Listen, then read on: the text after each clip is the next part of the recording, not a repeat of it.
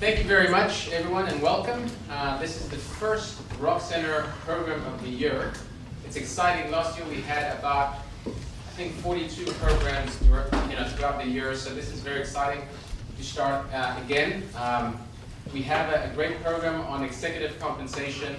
This is a series that is going to be the second Monday of every month. So this is the first one that we do in the year. So next month we're gonna, every month we're gonna add a new program, a new edition, and it's very exciting for us. It's a new type of edition that we just started to do in 2013, and we think it went very well. So this is a great audience. For those of you who don't know, the Rock Center is a joint center between the law school and the business school, and so we focus on corporate governance. And one of our objectives is to bring empirical research to the table to discuss issues with substance, and we bring practitioners other than faculty to discuss these things, and we believe that this is what makes the Rock Center a very entertaining and thoughtful forum to discuss this. Now, Dan Siciliano is the faculty director. He's a professor at the law school, and he's our executive compensation expert here today, and we're bringing a great panel for you. And if you have any questions, we have a website, or if you're on campus, you can come and talk to us. I'm Evan Epstein, the executive director of the center, and we are very happy to prolong and discuss all of these corporate governance issues. So with this, I'll leave it to Dan to make the introductions, and we want to have an interactive session as well, so I don't know how you want to have the questions, but hopefully it will be a great event. So thank you very much for coming, and we're very excited. Great. Thanks very much, Evan. So again, I'm Dan Siciliano. We're going to go for about a total of an hour, but the first 20 to 30 minutes, we're going to kind of cover some topics, and then we're going to really throw it open to questions, because we do want it to be interactive. It's my pleasure to introduce our panelists, but before I do that, I want to mention a little bit about our topic and our approach to this. There are a lot of compensation panels. There's lots of opportunity to go online, read about compensation. There's a lot of information about how executive compensation is done at publicly traded companies and other places. Our goal today is to get, as we said in the title, a little bit beyond the numbers. People talk about, say, on pay a lot. They talk about compensation trends. They talk about overall pay. What we're going to do is talk more about the dynamics, the hallmarks of what a good comp committee looks like, and really kind of try to dig in. So we encourage you, in turn, to be thinking about kind of very practical questions. With that, let me go ahead and introduce our panelists. We have Dotty Hayes with us today. Dotty is an independent director. She has served as the chair of an audit committee and as a director of a company that was called Range Fuels from 2008 to 2012. She currently sits on the SEC Registered Mutual Fund Board, and so she plays kind of a more finance role in that, but because of that, sits above lots of activity around public companies and pays attention to these things, and is also a member of board of a local large credit union. And so her experience is varied, and one of the things that I want to tease out is that board members who don't spend all their time on the comp committee have to worry about comp. And in fact, in some ways, they have to think about it in a way that is sometimes more difficult and more strategic than the comp committee members. We'll talk about that. So we're going to kind of tease that out. I'm also really happy to have Susan Stemper here. She's a longtime partner with the law school and business school in the Rock Center. She is a compensation consultant, but unlike a lot of compensation consultants, she spent time inside companies as the head of exec comp.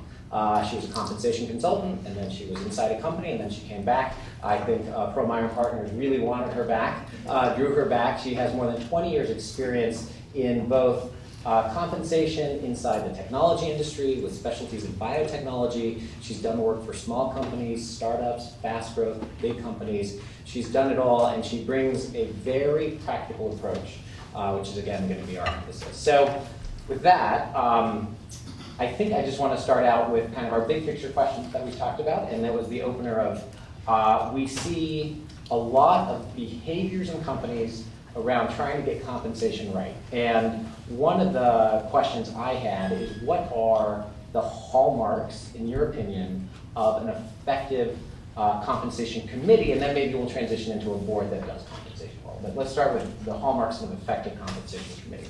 Well, I think the most important thing is for the comp committee and the board as a whole to be really immersed in the strategy of the organization, because the strategy is going to drive compensation if you do it right. The strategy will will determine what are the most important behaviors that we want to incent, and how are those going to be understood, how are we going to know they're happening, what are the metrics, and but first you have to understand where you're aiming. And the strategy, the business strategy is important, but also the personnel strategy. Are we trying to retain? Are we trying to motivate to stretch? Are we trying to,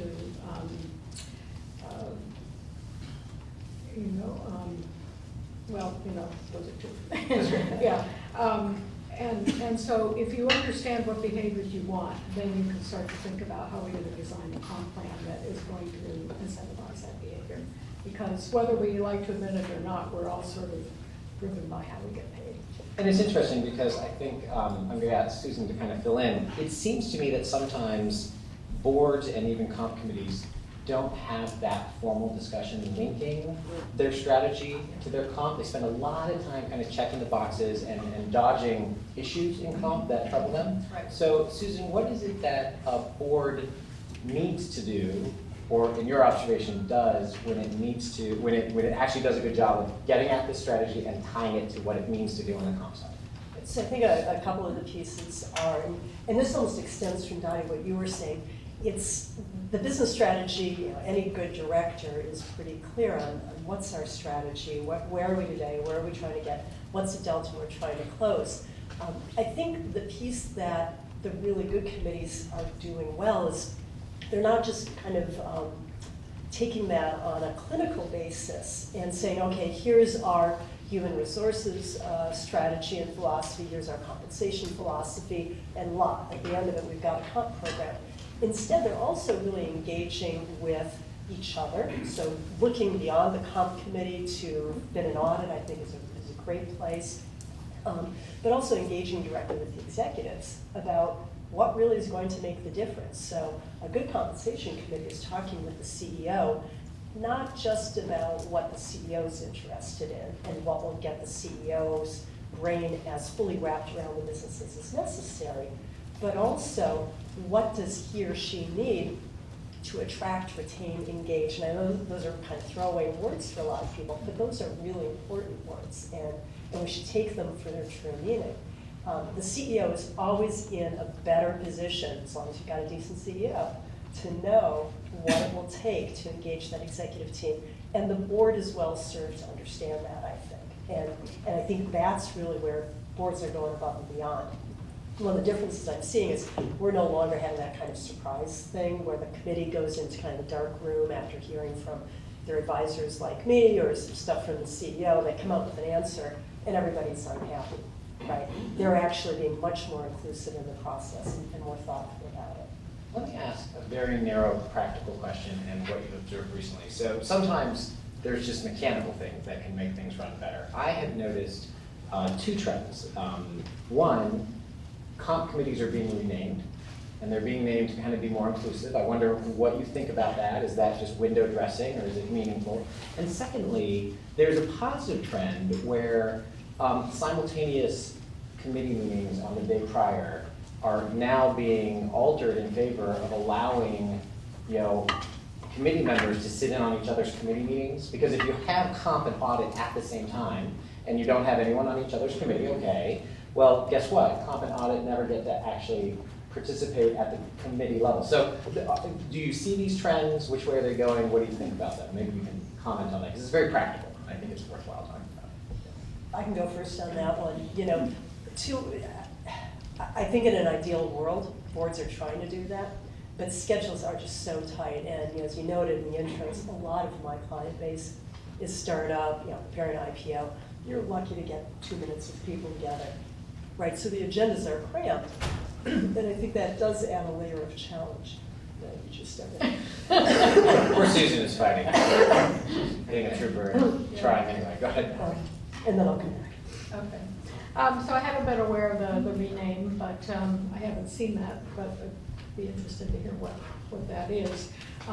With respect to simultaneous meetings, actually the mutual fund board that I sit on, which doesn't have a comp committee because we don't, the only person we employ is half of the chief compliance officer, we don't have the CEO.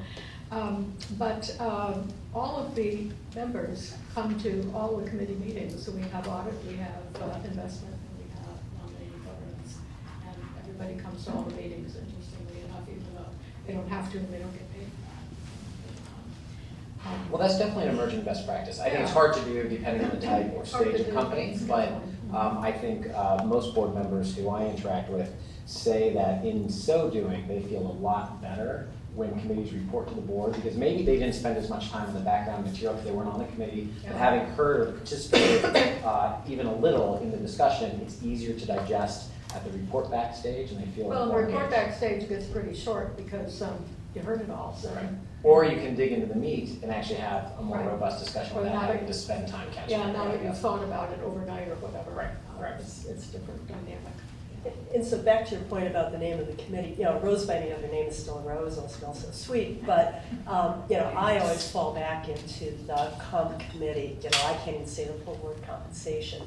But I think we all recognize, I spent a lot of time working with committees on their charters, their responsibilities, and it's pretty clear from the start that it's not just about compensation. And so the renaming telegraphs probably less to the committee and probably more to other members of the board, as well as to members of the leadership team in the company, that it's not just all about the pay, right? So turns out that there's a whole lot of executives who are already deeply intrinsically motivated. The thing that's going to make the difference for them isn't really about how many more stock options or whatever that form of equity is that they're receiving, but it's about, do I feel like we're able to make a difference here? Are we aligned? Are we singing on the same hymnal? And so those are some of the other things here around succession planning, leadership development, organizational issues that committees are spending more time on. And it's evolutionary. Early stage, that's just not happening. But as you mature as an organization, it becomes more important. The committee becomes more comfortable with it. I think the risk or the challenge that they face is when we move from being a strict compensation committee, hackles can rise up a little bit, right? Because this is stuff that had been really the purview of the CEO and perhaps the head of HR or head of finance or whomever was looking after that for the company. And so you need to make this change, bringing people along. That maybe that's my theme for the night, is bringing people along. Don't just slap and change something. But it really does, I think, work out nicely. In fact, let me use that as a segue to kind of all the external interests and players. So I think we've said it, but it's worth saying again. People can disagree to a certain extent on what a board's supposed to do in a publicly traded company, but I think everyone agrees that one of its primary functions is to hire, fire, retain, compensate the CEO, and to a certain extent the named executive officers. But on that CEO side, we won't talk a whole lot about succession, other than to say, we're remiss if we don't remind everyone that succession is at the heart of compensation, because succession gives you options, it gives you runway, it gives you all sorts of things. But in that process of retaining and paying the CEO, there are now more external constituents who have kind of, what's the phrase? Someone in the fight, right? Who care a lot, either because they're an interested shareholder or any number of things. So the external parties who boards have to pay attention to, engage with, I think has grown in number, and the type of engagement has increased in depth. So what should a board think about around these external third parties, and how should they behave, in your mind? So in my mind, it's important to remember that two things that kind of contradict each other. It's important to remember at the end of the day that it's the board's decision and the board's duty and responsibility, and they have to manage this compensation space, with all the duty and care and loyalty to the organization that they have. It's important to remember that the outside parties don't have all the information that the board members have, unless we start webcasting board meetings and the dinners the night before, which I wouldn't advise, Right. The outside world is never going to have all the information, can't by definition, And as much as you try to transparently explain what you did and why you did it and all that, there's only so much you can communicate, and some things you're not really going to be at liberty to discuss. And so they won't have all the information. So the board members have to have the courage of their convictions, despite all of the constituencies that all have an opinion or have armchair quarterbacked it or whatever, often in hindsight.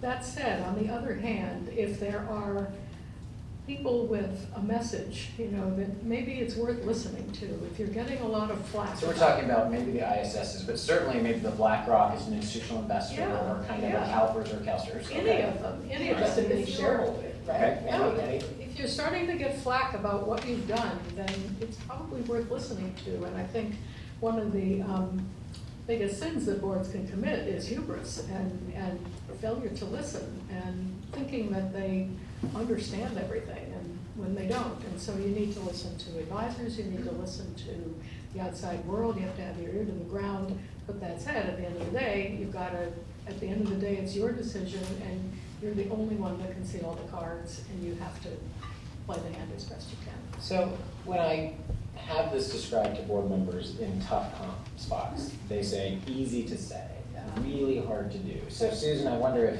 tactically you have some suggestions, because what we might be saying in the extreme, let me kind of throw it out there because I suspect it'll generate some questions. So what we might be saying in the extreme is after you've engaged and you have critical non-public information and you've talked to those shareholders, you've heard them out, you might arrive at the need to make a decision that's going to get you risky on say on pay. It's going to get you targeted for a withhold vote. It might actually cost you some reputational, capital. It could do all sorts of bad things. And what we might be saying is, suck it up, that's your job as a board member, right? But that's really easy to say. So how do you tactically execute on that? So I get to be the tactician, I love You do. it. So, I think I'd love to count them off, but I didn't actually make a note on this one. So if I say there's 4 things, I'll probably miss 6. But I think, first of all, there's this easy homework, and I was in-house when ISS first started kind of saber rattling, right? And so I dutifully, with my team, took all of their tests, and I frankly took them for all the other investors, major investors in the company that have voting guidelines. And we put together an advisory deck for council and for the CEO and the committee that said, here are the tests, I'll do my own red, yellow, green light on them. And here's some places where it would be a red light, but you know what? This is an easy gimme. It doesn't gain you anything. There's no cost savings. It's a net neutral thing to do. Maybe you ought to think about giving up this item that is only going to get you flack, isn't consistent with all of these things in the way you're trying to strategically position the business. And go ahead and let's start to map out what you're going to do and when. And frankly, understanding that before you begin engagement, I think it's really critical, because then the people who are engaged in engagement have this understanding of, okay, here's really how we stand. Where might our issues be? Where do we know we're planning to make a change?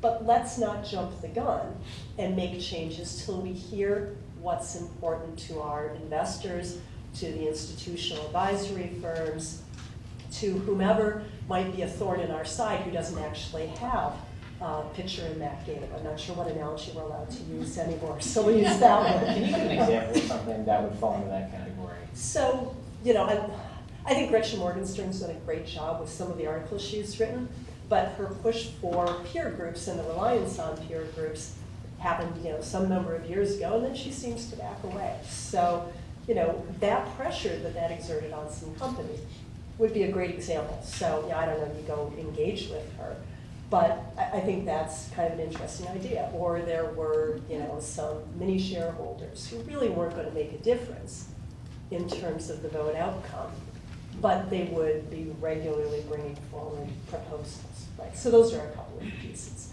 But then, so you take it the next step, because you said, where do you go tactically from there? You listen, you understand, and I think really what is more important than making a change to the program, we've seen this time and again with shareholders, is that you listened, you didn't just go in and say, here's what it is, but you explained the program well enough and its rationale for your shareholders to say, I don't like it, but I understand why you're doing it.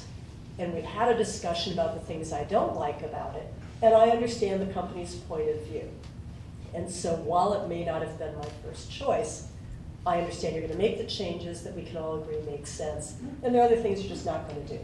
And from there, kind of the real capstone is to do a darn good job the first time out of the gate on the proxy communications, right? That you've got a Dear Shareholder cover letter that tees up the important things that you've done. Your say on pay issue for companies that have to do say on pay isn't just saying, we'd like you to vote yes. Please see our 30-page CDNA, because that doesn't work, right? So you tell a little bit of the story about what you did, what you didn't do, and why that was the case. So those are kind of my, and that's almost a life cycle, right? Because you can then follow up and you get the yay or nay say on pay to say, okay, here's what our outcome was, what do y'all think? So I think there's a litmus test, and Dotty, I'm curious if you agree, about board members who are doing a pretty good job of staying ahead of this, and it is the following. And you kind of like, we're in Silicon Valley, so kind of like the elevator pitch for a startup. Any board member, but certainly the comp committee, but any board member should be able to, in about a minute and a half, say, what's our profile in terms of what we're trying to incentivize? So we're a startup, we're a turnaround, we've got a young CEO, and we're shooting for the moon, and we're incentivizing them to take big risks. Hopefully you shareholder diversify. That might be the profile. And then to outline how you pay and why. And if a board member can't do that in about a minute and a half, if they can't kind of string together that narrative, it doesn't make them a bad board member, but it tells me oftentimes that they haven't had the internal conversations that allow them to actually kind of hold on to their convictions about it. On the board, on the public board that you served on, but also in your current role, do you have conversations that really are about, periodically saying, hey, this is our current CEO's state of mind, and this is what we need to do this year because things have changed. They've become less wealthy, they became more wealthy, they have too much money tied up in the company, they can't take money off the table. Does that really happen, and when does that happen? Is it an executive session? Does it happen at dinner? Like, how do you make that conversation happen? It happens, in my experience, more in executive session. Okay. And, and it can happen at any point in the cycle. But, some of the best boards, I think, have executive sessions every meeting, sometimes once before the meeting and once again after the meeting, just to make sure that we've teed up anything we're worried about ahead of time and followed up on it at the end.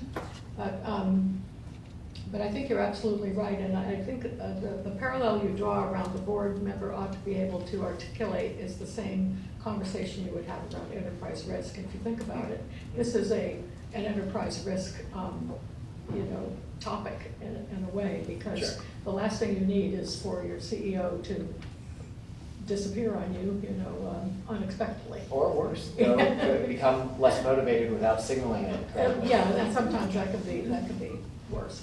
And so it's important that the board understands, what we're trying to achieve, how we think we're getting there, how are we going to know, what are the metrics we're going to use, and that's why comp and audit, I think, really need to talk to each other, and why I love the idea of being able for them each to attend the others' meetings, but they need to be able to talk to each other because the comp people can envision, here's how we want to motivate, and here's how we want to pay, and the audit people may be more practical in terms of exactly how do you think you're going to figure out whether or not that happened. Yeah. Well, And and we'll getting at that data. Talk about this a little bit, but Yeah. a lot of comp committees are now talking about total shareholder return because they have to, but it makes sense. But in the interim, right? But in the interim, they might talk about weighted average cost of capital and return on invested capital as a metric.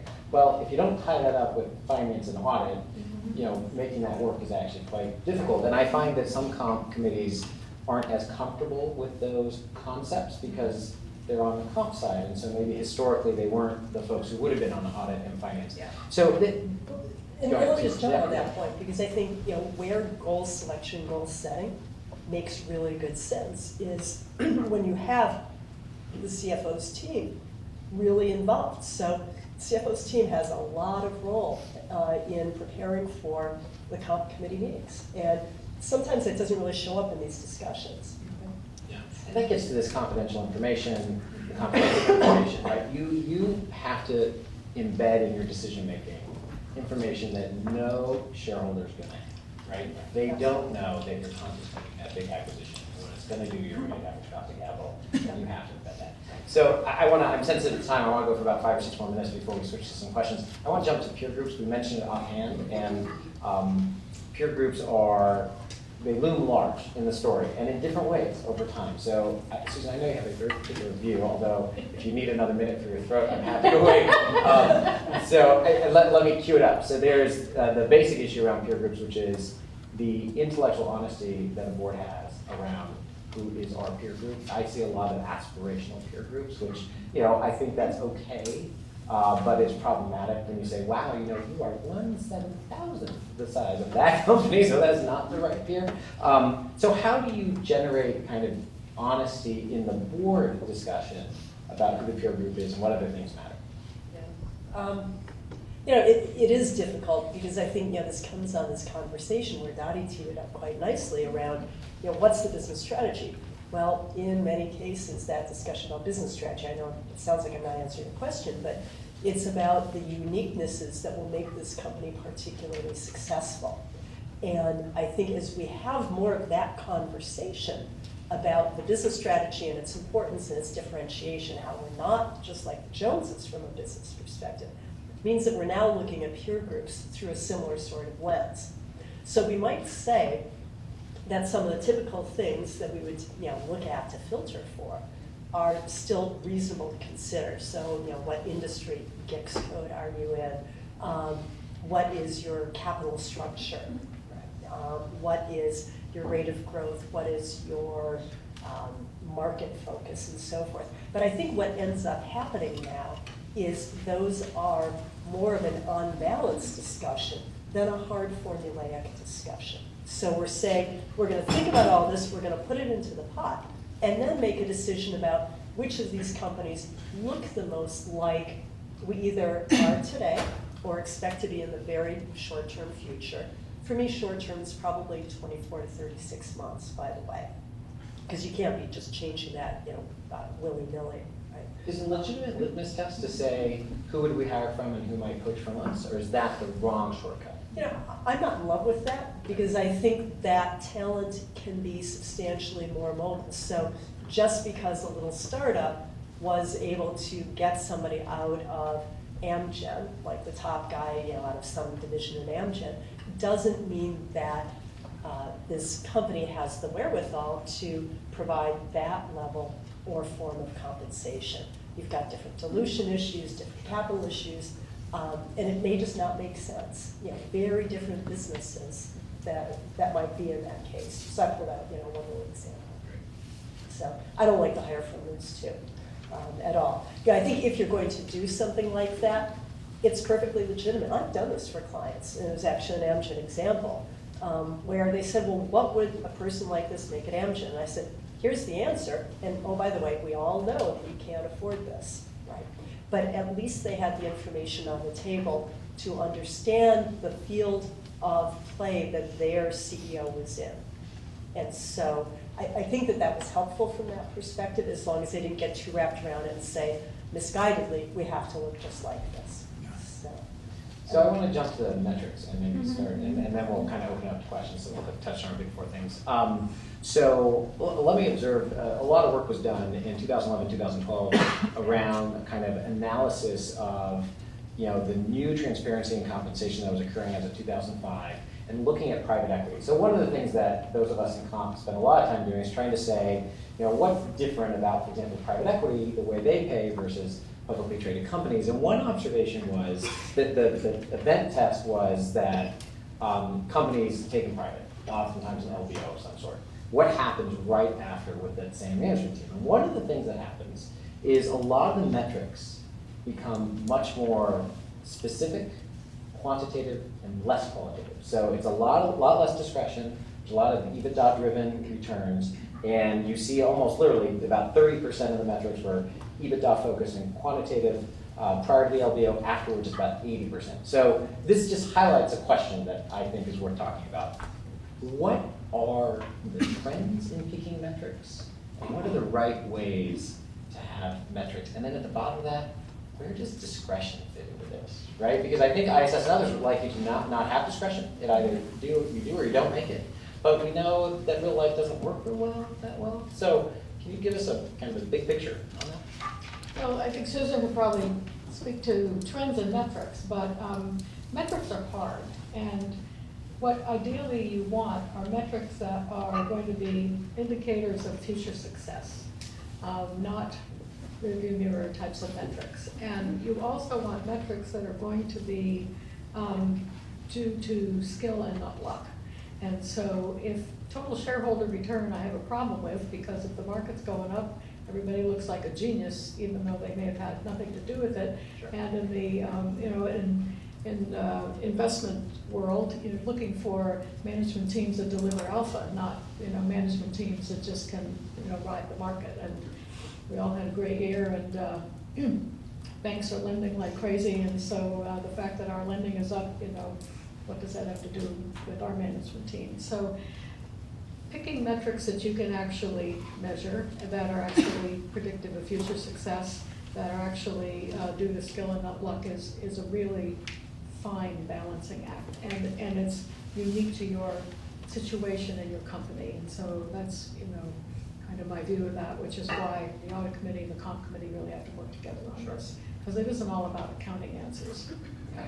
So how do you operationalize that? I think it's good advice. Yeah. Like, do you hire a comp consultant to do that? I mean, who helps you with that? Yeah, that's hard to do. Well, pretty often we get hired to help with that, but it's not like there's this stroke of genius inside our head that says, oh, this is the answer, right? It's more around drawing that out in terms of what are really the drivers for the business.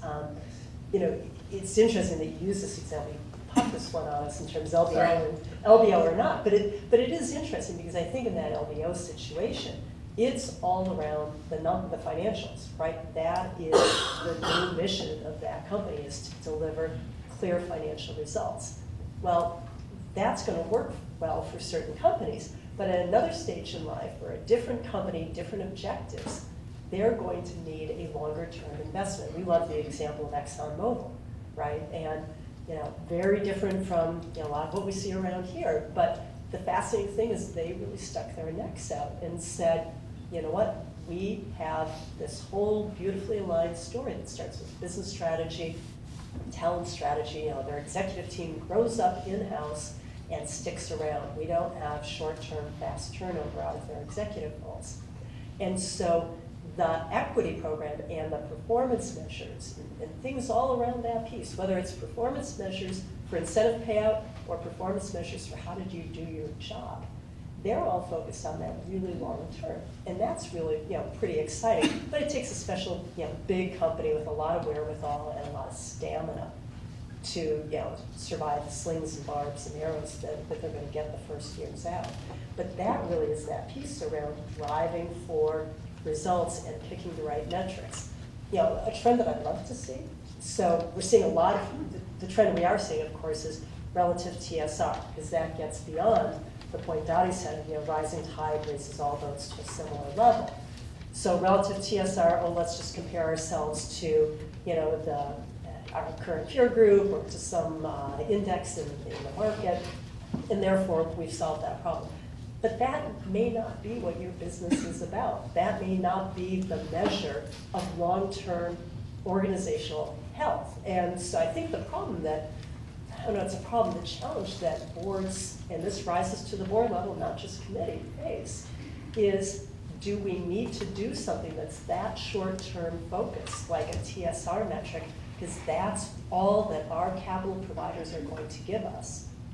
Or can we tell that convincing story about why we have to invest in something that's going to have negative progress on net income over the next few years, because we've got to spend more to make more in the future?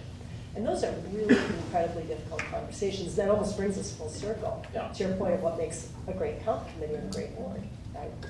It's that ability to kind of figure out where do we want to sit there, and can we afford to look different? So I want to pause there, because we have lots more questions we could go on, but let's pause and then encourage some questions. I've got a list of about a dozen, some snarky, some pointed, some funny, but I figure other people can ask questions first. Please do come to the microphone, one, so we can capture it, but also so we can hear it, because we have a weird echo, so it's hard for us to hear. my name's Melissa. I have two questions, and one has two parts. First question is, many of us in the room have already or will negotiate salaries with the board. Can you give advice on both sides? And then the second part, over the last 4 years of the economy, what have you seen from patterns in relation to compensation? I'm sorry, the second part, I didn't, even despite the mic guy. So, no, given the economic irregularity over the last, I'll say 5 years now, what are some of the patterns or strategies you've seen that were more successful, and maybe some that weren't so? So let me, if it's okay, let me take a stab at the first one. So having been a sitting CEO a couple of times, I've been on the other side of this, and though I don't do this as much anymore, I have been on the dark side as a consultant to the CEO side. So kind of the funny answer is outgun the comp committee, because that's what happens in the extreme cases. What I mean by that is, Like lawyer up? yeah, well, you retain a lawyer who specializes in this, and the comp committee. So this is kind of a story for comp committees. It's the answer. Yeah, well, and the reality is that at very high stakes CEO positions, you retain any number of people whose names we know. Typically, they're New York lawyers. And you pay them $150,000 to a $300,000 retainer, which sounds like a lot, but what they do is they assemble a massive team, and they hire people like me to run Monte Carlo simulations so that they know exactly what they're negotiating, and then they just pound away at the comp committee. And so comp committees have to be aware of this, because if it's the comp chair, and heaven forbid the inside counsel, and then like one comp consultant, the three of them against what looks like two people on the other side is actually an army. So that's kind of the snarky way to get better comp. But I'll tell you, the best way to get good comp in a small and medium-sized company is to be either lucky or good and have the company be performing well, right? So this is the reality. You can't get more comp in a small or medium-sized company if the company is performing badly. The other practical issue is to have options, because boards respond to options if they're smart. So that's my short answer. Okay. I threatened leaving many times my company, and it worked every time, right? So I'm the nice way. So I'm a big fan of the Boston Celtics, I know. But you'd always watch those players, right? And you could just tell the year that their contract was coming up. Because I tell you, their performance was amazing. They did all the right team stuff. They also did, made the right shots. And so there's a corollary there to what Dan said. And practically put, without the wherewithal, you're not getting anything more, right? And so one piece that in working with committees, I talk a lot about, and it may sound a little anathema coming from a compensation consultant, but the data is only really a starting point, right? So we talked a few minutes ago about peer groups, but the data isn't everything. At some point, they have to use that business judgment, their responsibility to the corporation, to decide how much the CEO is worth. And generally, that is a most positive outcome when there's a good, collaborative, open relationship with the committee, and frankly, with the chair of the board of directors, who also often happens to be the chair of the comp committee. But without that, you're kind of stuck in the starting gates. And so, in those smaller and medium, lawyering out probably isn't a good outcome, because you're going to get this answer of no, or you're just going to have a lot of friction that can really damage that relationship, because it's just not so much fun.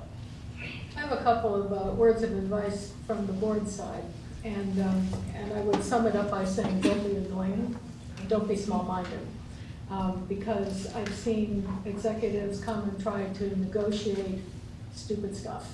It's like, we are paying you buckets of money. My favorite is special moving fees for antique furniture. I've had that.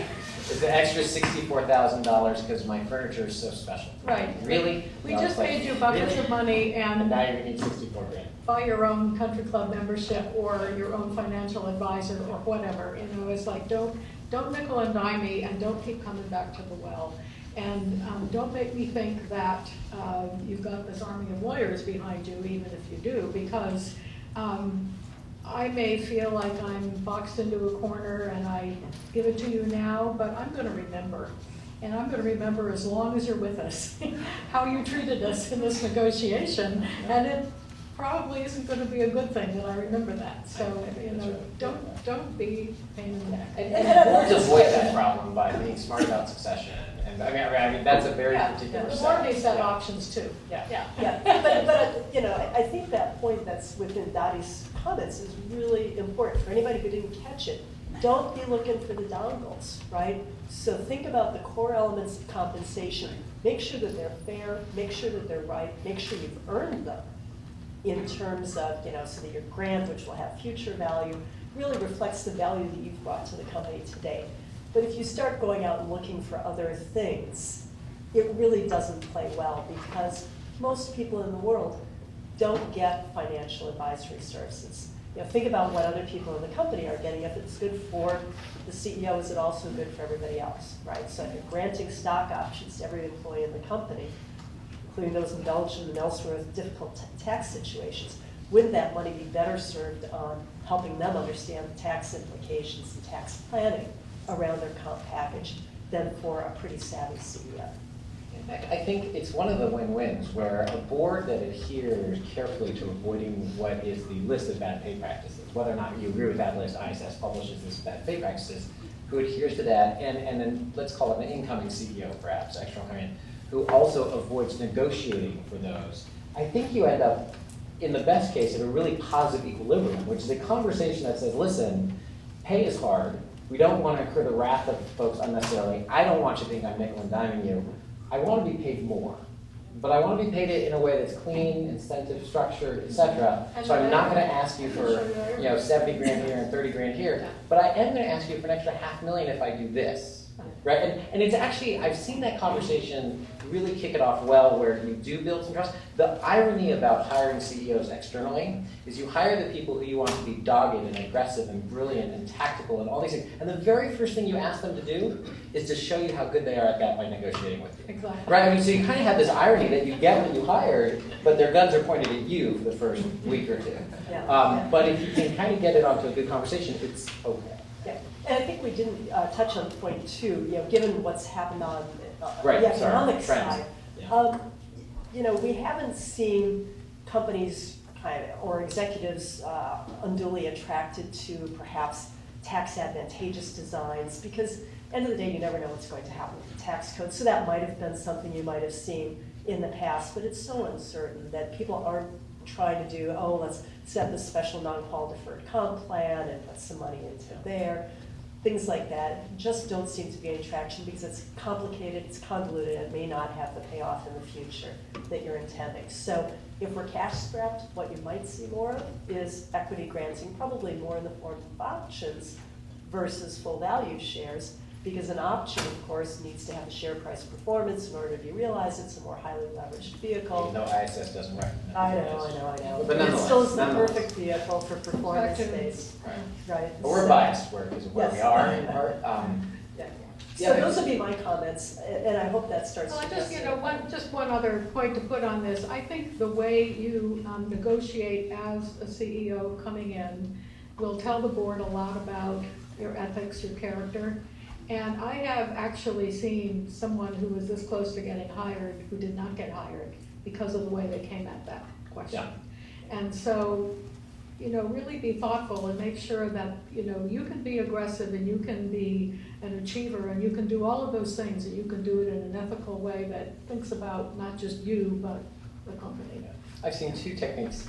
Well, I have one recommendation, which is if you haven't read the book, Influence by Robert Cialdini. It's been out for a long time, many different versions.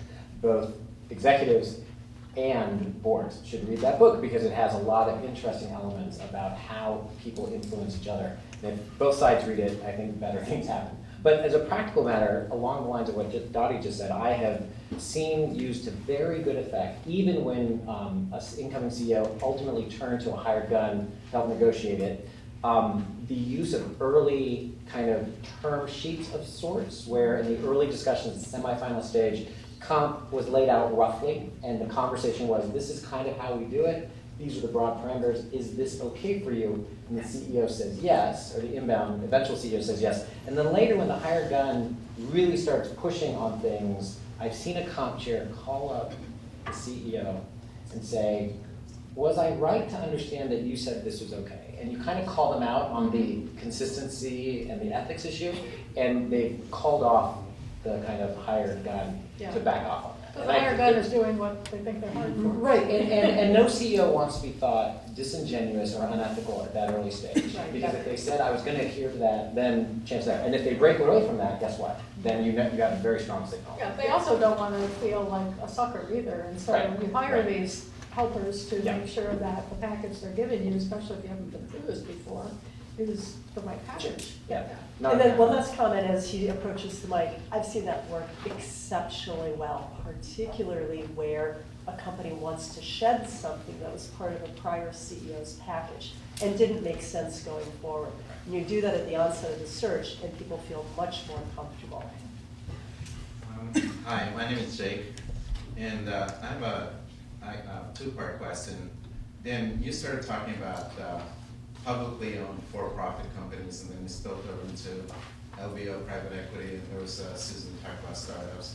But there are other forms of for-profit ownership, from family held to other things, and then also nonprofit stuff. Other than the particular situation the institution's in, how much of what you talk about can you generalize even across the nonprofits? Well, I'm serving on 3 nonprofit boards, so my experience is it's the same. What you don't have is you don't have that total shareholder return tool. So You don't have equity. put that aside, and so now you've got to get down to what are real metrics that really map to what we're trying to achieve and motivate the executive team to do. And it's sort of all the rest of what we've talked about, I think, applies. Yeah, I think, I've done some work with some family businesses, and I think the challenge of family-controlled companies is pretty great, just because there is so much history, right? Especially, and that's whether there are outside, non-family members in the CEO's team or not.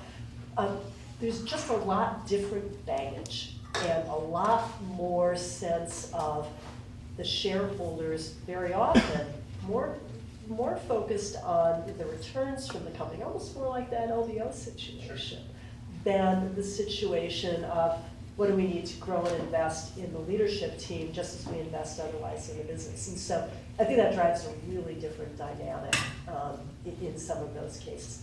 My experience, 7, 4, or 5 family-controlled companies. Let me mention something, because Evan Epstein and I were just in Mexico. We do a special directors college in Mexico, and a lot of that structure of ownership is family controlled. And one of the observations, an academic who recently left the graduate school business and is now at Econ in Mexico, did a lot of groundbreaking work about what are the outcomes of family controlled companies, 2nd, 3rd, 4th generation.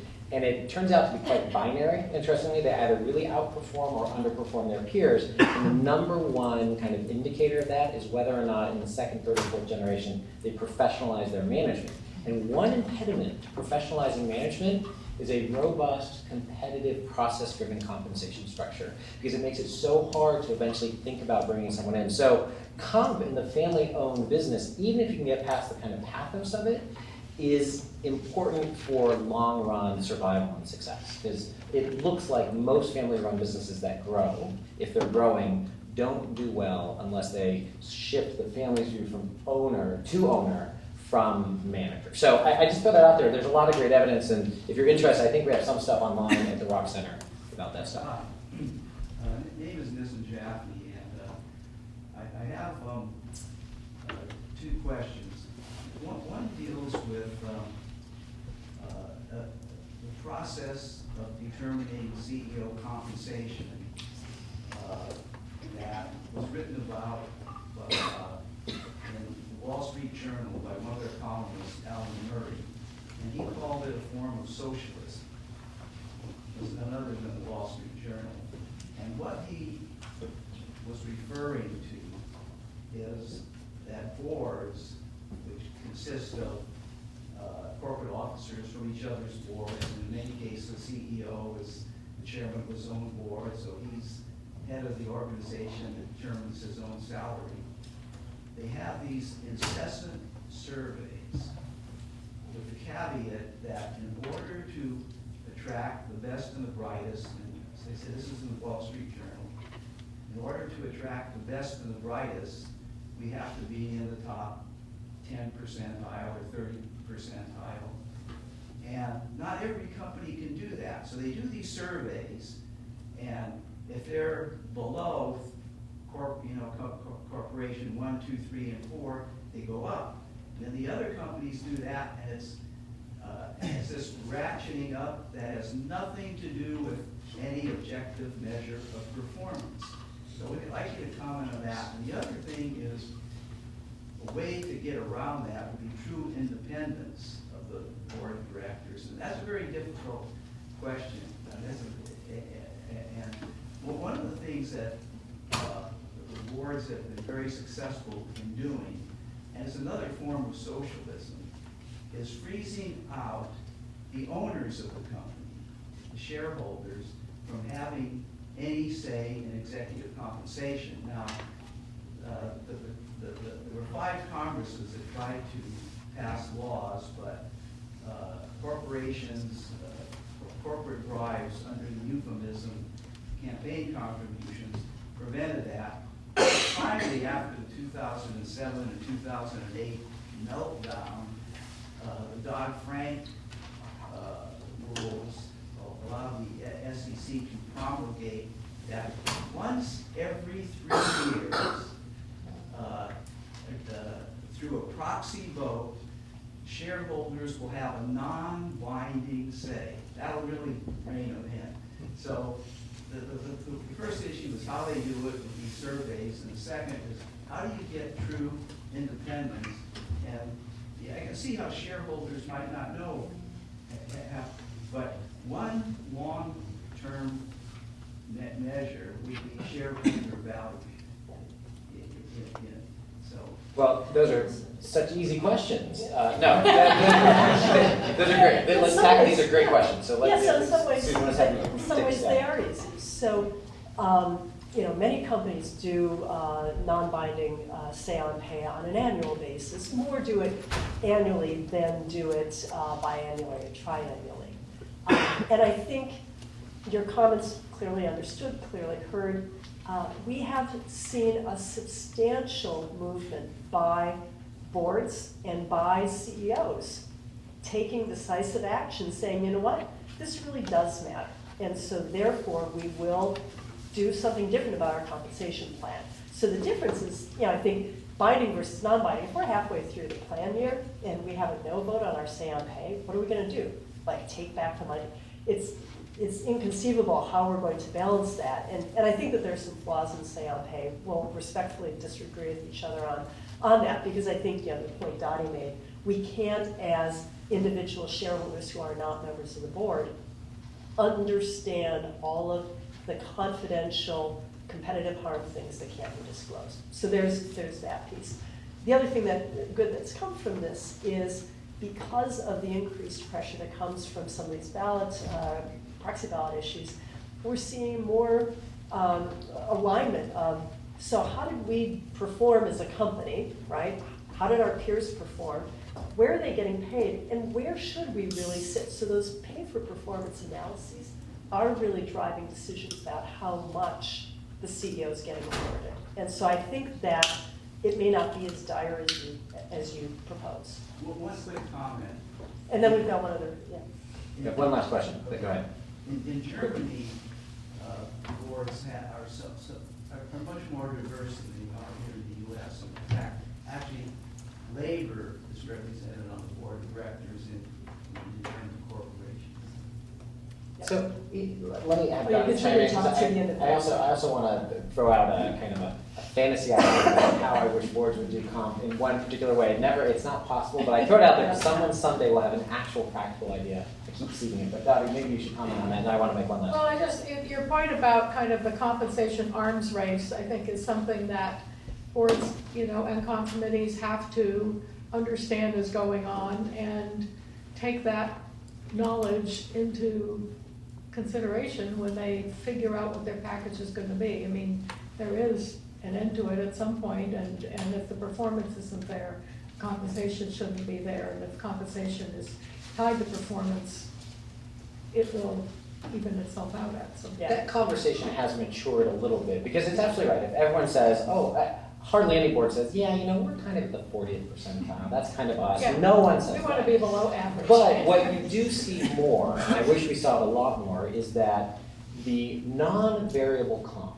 People can settle on the idea that for our non-variable comp, which we're going to get for sure, we can mark that at 50%. It's not that we're saying we're in the middle, we're saying that that's the non-variable comp. The variable comp, then you can target, and at the very least, therefore, if you don't have performance, you don't pay the variable comp. So you can say that's 70th percentile, and if we do hit it out of the park, you're going to get paid more. So that is a little bit better. So the fancy I have is that when you do a CEO search, boards always glom onto a CEO. They have the silver bullet CEO, which is a shame.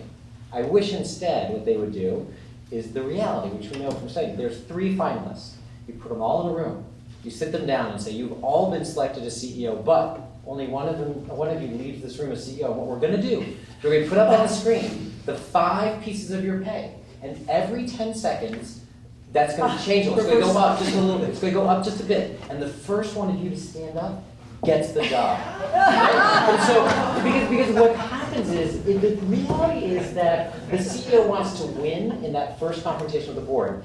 And you just got to make them beat someone other than the board. And we know that a lot of CEOs would take jobs for less pay. We just don't know what the metric is. So anyway, it's impossible to do. I keep trying to. So if you come up with a way to do it, email me. And we will be happy to set that up. Last question, I think.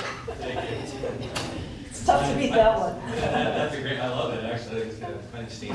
A quick comment, a quick question. I just like your feedback. And I think you can differentiate between small startups and I think there's some large public corporations, larger public corporations where you have huge compensation values.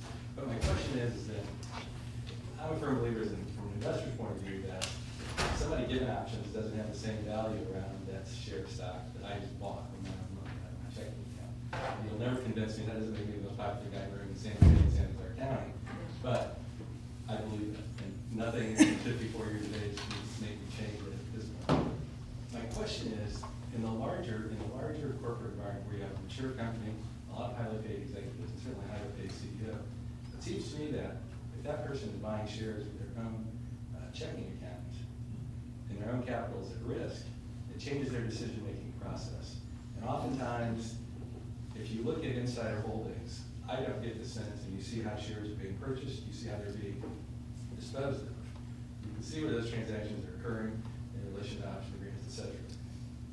Why is there not, and if there is, I haven't seen it, but and I'm not in your businesses, but why is there not more of, that to me seems to be the perfect alignment of interests. Yeah, I guess, my biggest concern about that, and I absolutely understand your point, and to a certain degree, I'm very sympathetic to it. My concern is overweighting a CEO in a company because of the risk profile. And so I think about some of the things that happened around the 2000s, where we have been left with the impression that if I'm overweighted in my company's stock due to my ownership or ownership opportunity, that I may do things that are not in the long-term or even short-term health of the company. I may focus solely on this quarterly return thing, particularly up until that point that I'm planning to leave. And so that worries me tremendously. So in a perfect world, your solution is even better than Dan's, right? But it scares the dickens out of me from a behavioral outcome. I don't like to see CEOs with holding requirements that are so high that I feel like they're overweighted to take risks. So that's, They can be overweighted such that they become risk averse, right? So the benefit of our system is that an investor can be diversified. So if you have a tech company where maybe it was a turnaround, crashed, but it didn't die in the dot-com bust, and you didn't have a lot of cash, you lured a young CEO from East Coast company, she comes here, she's 38, her net worth was $3 million, she spends $2 million on the house, you incentivize her with massive options, and 5 years later, it's a huge success story. She's turned everything around, but the problem is her net worth is now $70 million, and $66 million of it is tied up in the company. And it's a tech company, and its job is to take risks.